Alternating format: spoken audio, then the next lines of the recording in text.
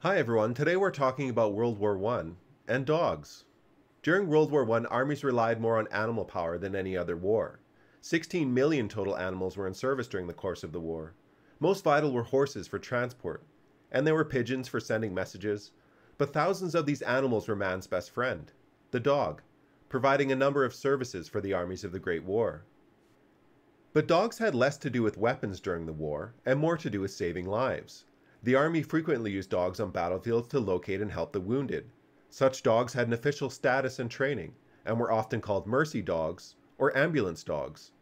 The Germans had pioneered medical dogs for this purpose as far back as 1895, and had the most extensive military dog training programs during World War I. Many such dogs carried first aid kits, and they were trained to stay with a wounded soldier until human aid arrived, or to return to their handlers to alert them a wounded man had been found. They sometimes did this by returning with a piece of equipment off an injured soldier. In many instances, dogs during the war were able to find men alive but unconscious that may have been overlooked by soldiers combing a battlefield. They were further invaluable searching active battlefields at night, where the use of flashlights might alert an enemy. Dogs such as Bruce the messenger dog, shown here with a British soldier, were further used to transfer messages from the front lines of battle.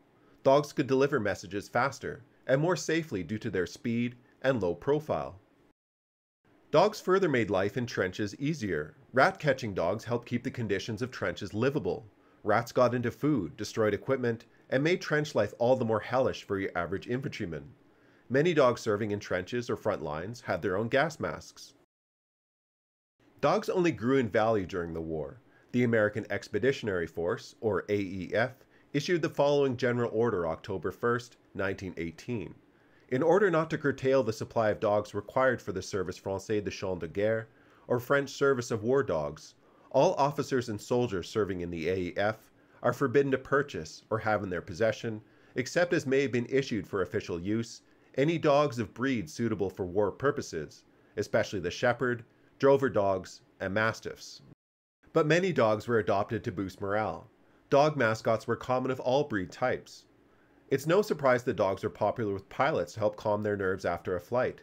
The average pilot during World War I had a lifespan of only a few weeks of flying combat missions. One of the war's greatest pilots, Manfred von Richthofen, kept a Great Dane, who was always waiting for him to land. These dogs were highly valued by their pilots for emotional support. Many Americans felt they owed their canine companions after the war, and brought their dogs back to America, sometimes having to smuggle them.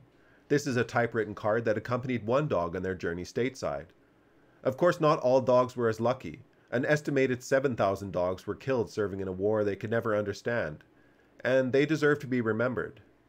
But to end on a happy note, one dog found on a battlefield in France, shown here as a puppy with the men of the 135th Aero Squadron, became Rin Tin Tin, who became a loved movie dog, living it up in California.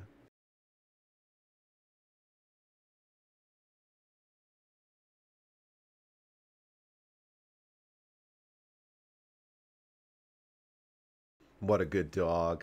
That was Rin Tin Tin in the silent film Where the North Begins from 1923. Well, I'm Johnny. I want to thank you for watching. Feel free to like or sub, and we'll see you next time.